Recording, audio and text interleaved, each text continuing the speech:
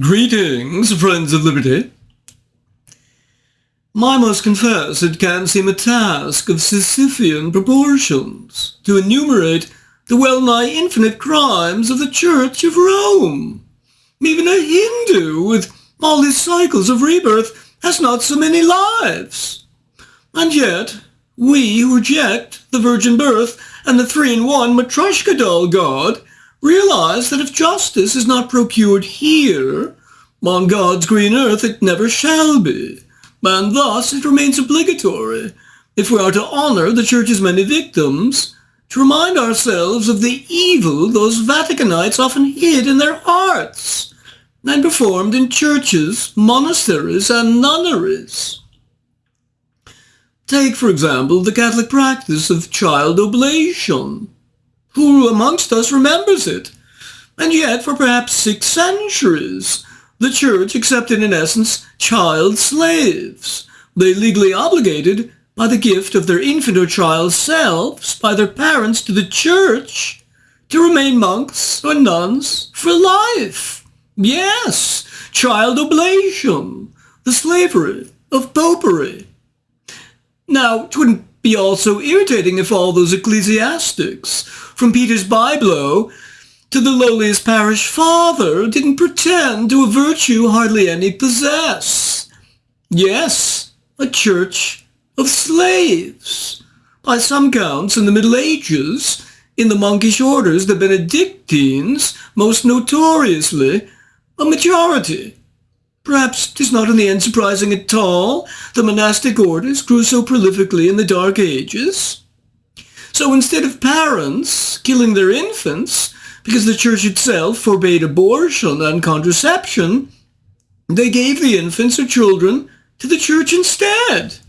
What a convenient morality!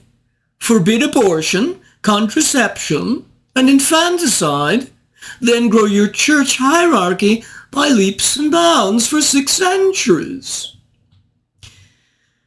One of the more egregious known instances of oblation was the fate of the nun of Wotton in York, described by Alred of Rievaulx in the 12th century. The poor child, committed by her parents at the age of 4, constantly rebelled against its inhumane strictures, they unfit to accommodate her lively nature. The nuns, immiserated themselves in their own unhappiness, naturally misinterpreted her actions as having no inclination to honor God. And as she grew, she wanted nothing to do with their beatings and attempts to force their Catholic silences and practices of devotions upon her. And so we can easily foretell her fate. Falling in love with a young monk who regularly visited the nunnery, the two met repeatedly in the dark of night to consummate their growing love, she in time becoming heavy with child. But when the sisters discovered a growing stomach, they, in their Catholic charity, whipped her, beat her, and then devised a most fiendish plan. Making her pretend again to meet her young lover, monks, hidden in the shrubbery nearby, seized the young man when he arrived, and putting a knife in her hand, forced her to emasculate him. And then they took the severed organ and forced it into her mouth. This is Catholic justice, taken straight from the devil himself, and meted out to an innocent who never consented to join their cult. Now if we turn to the issue of the often brutal treatment of infants and children throughout much of recorded history and your own 21st century throughout the world, we find today the comprehensive civilizational examination of the practice of infanticide by internal medicine specialist in oncology and hematology at Mass General and the National Institutes of Health, Dr. Larry Milner. Dr. Milner, with this grand historical sweep, enables us to understand the most fundamental forces at work that have now largely ended this formerly common phenomenon. He begins by noting that infanticide has been practiced on every continent and by people on every level of cultural complexity, from hunters and gatherers to high civilizations. A typical anthropological work sampling hundreds of tribes and villages found that 45% commonly practiced infanticide, 31% practiced it infrequently, and only 23% not at all.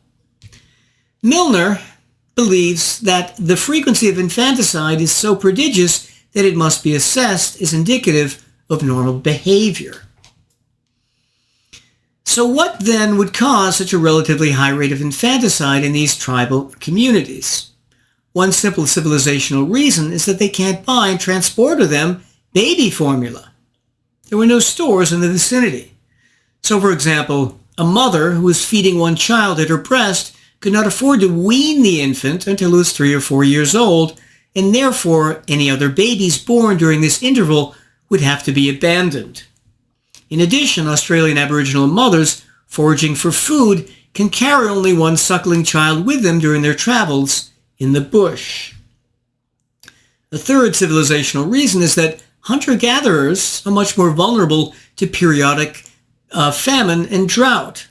In these cases, there's not enough food for everyone, so the youngest must die.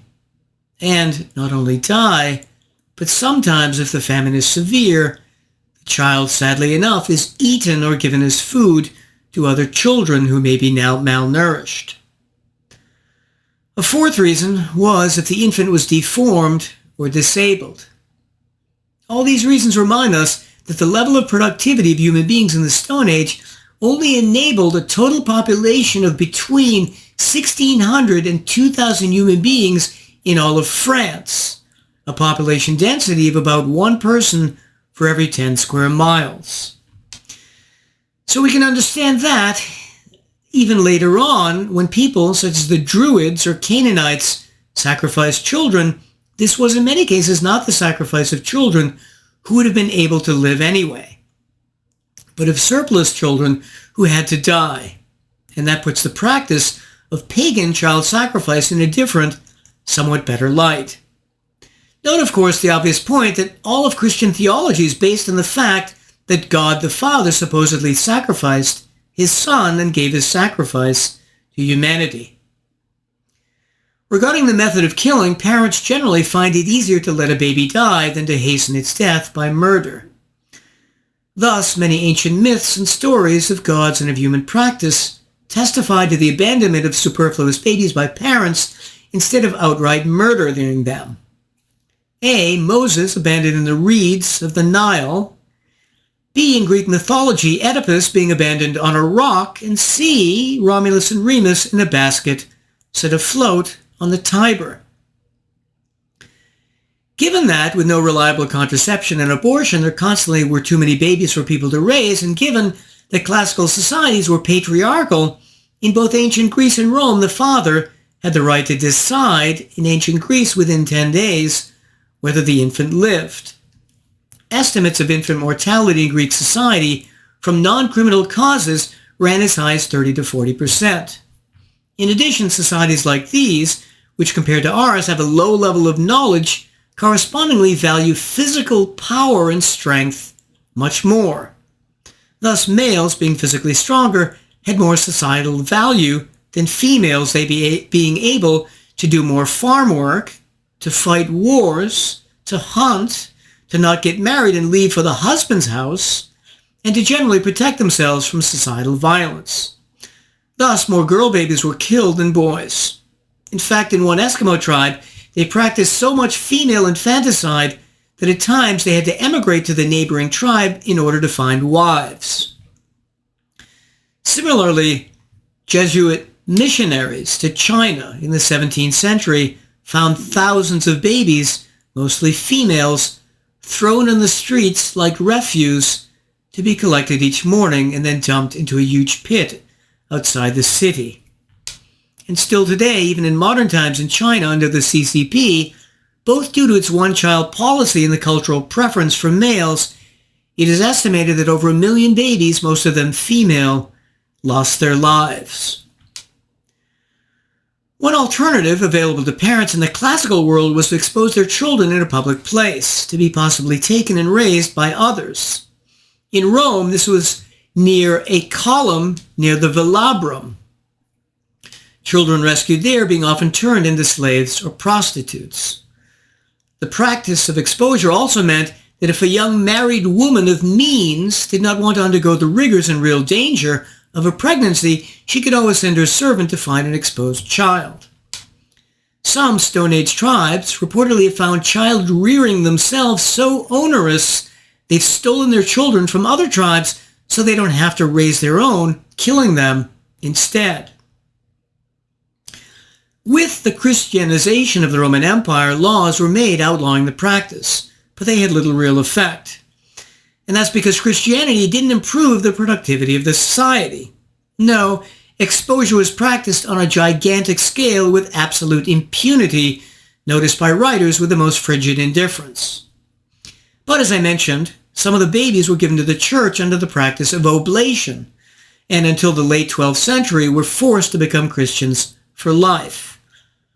As Milner says, once the child was taken up and reared, it remained the property of the church. The contract was not revocable. Then, given that the hierarchy developed an increasingly guilty conscience over the practice, with Pope Celestine III forbidding it, it gradually lapsed from the 13th century onward. Jewish society, too, while not officially condoning the practice, more or less allowed it.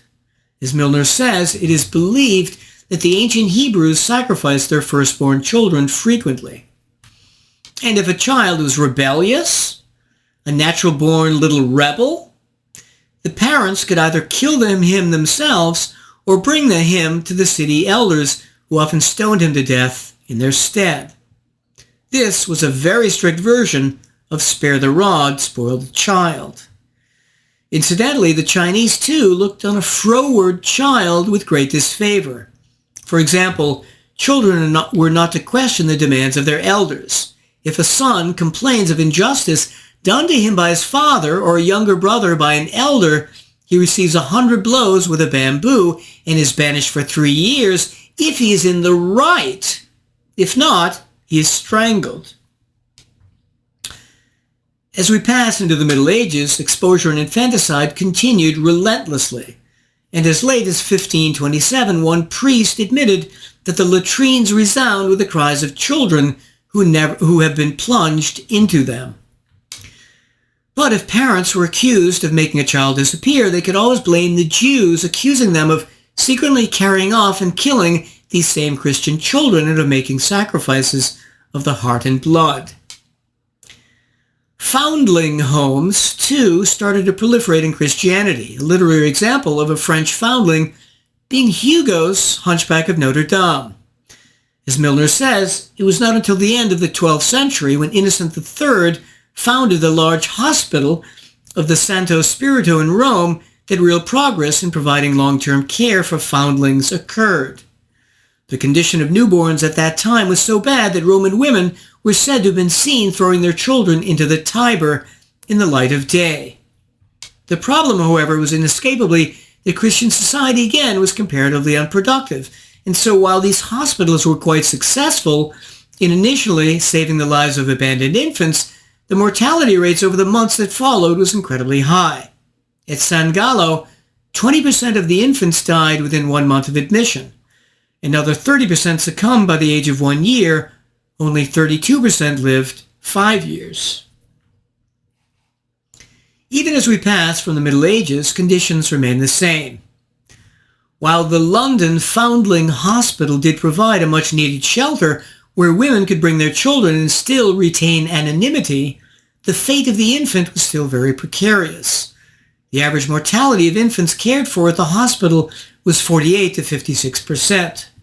And in France, Rousseau, the famous Jean-Jacques, fathered 5 children by various women and had all of them carried to the Foundling Hospital because he refused to provide for their care. In Russia, too, the story was the same.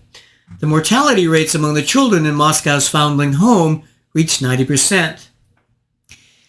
In England, by 1862, one of the coroners for Middlesex stated that infanticide had become so commonplace that the police seemed to think no more of finding a dead child than they did of finding a dead cat or dog. And in the West, for the most part, women generally were the ones doing the killing. So, for example, in England during the 1960s, the father was the killer in only 15% of the cases. And when the mother kills, it is done with her hands, either by strangulation or physical punishment. In about 20% of the cases, the mothers will subsequently commit suicide. How did the legal system deal with such mothers? Juries, through the method of jury nullification, often ignored the law and displayed compassion towards young, poor, often unwed mothers, acquitting women even when the evidence of murdering their newborn infant was overwhelming. Juries understood that poverty was an exculpatory factor.